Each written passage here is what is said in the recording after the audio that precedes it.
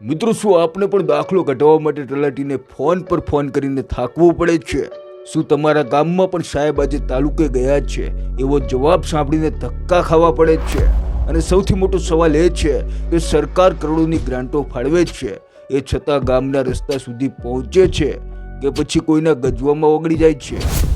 મિત્રો, ગામડાનો માણસ પોળો છે. વિધવા સહાય હોય કે 7 બારનો ઉતારો, ખેતરનું કામ છોડીને પંચાયતે આવે છે અને ત્યાં તાળા મારેલી ઓફિસ કે સાહેબ રજા પર છે એવો જવાબ મળે છે. સાહેબ શહેરમાં એસીમાં સૂવે છે અને ખેડૂત પરસેવે રેબઝેબ થઈને ઓટલે વાટ જુએ છે. પણ હવે સરકારે કમર કસી છે અને 663 કરોડ ફાળવીને 2666 ગામોમાં પંચાયત ભવન અને તલાટીનું નિવાસ બનાવવાનું નક્કી કર્યું છે. એટલે કે તલાટી સાહેબે ગામમાં જ રહેવું પડશે. દિવસ હોય કે રાત લાપતા નહીં રહી શકે. સાથે સોલાર લાઇટો, કમ્યુનિટી હોલ અને પાક્કા રસ્તાઓ પણ આવશે. મિત્રો, ઈરાદો તો સારો જ છે, પણ દિવાલ ગમે તેવી મજબૂત હોય, અંદર ઉધે લાગી ગઈ હોય તો એ ટકતી નથી. કારણ કે સરકારની ગ્રાન્ટ જમીનમાં ઉતરે એ પહેલા જ વચેટિયાઓ રૂમાલ પાથરીને શોષી લે છે.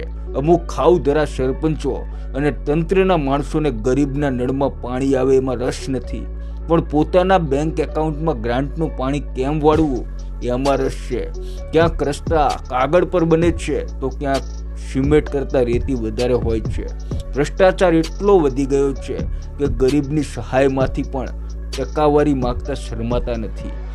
છતાં બધું ખરાબ નથી, ફંડ મળે છે. ડિજિટલ કામથી થોડી લગામ આવી છે, પણ જ્યાં સુધી આપણે જાગૃત નહીં થઈએ ત્યાં સુધી વચેટિયા સંસ્કૃતિ ખતમ નહીં થાય. તલાટી ગામમાં રહેવા આવે તો સ્વાગત કરજો, પણ સાથે પૂછજો કે સાહેબ આ રસ્તાની ગ્રાન્ટ કેટલી આવી હતી.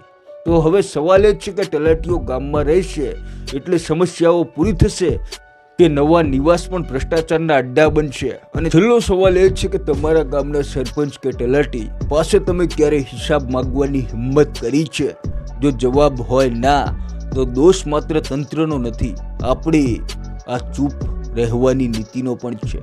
જાગતા રહેજો, જોતા રહેજો ગુજરાતી મસ્તી ડિજિટલ. જય હિન્દ, જય જય ગરવી ગુજરાત.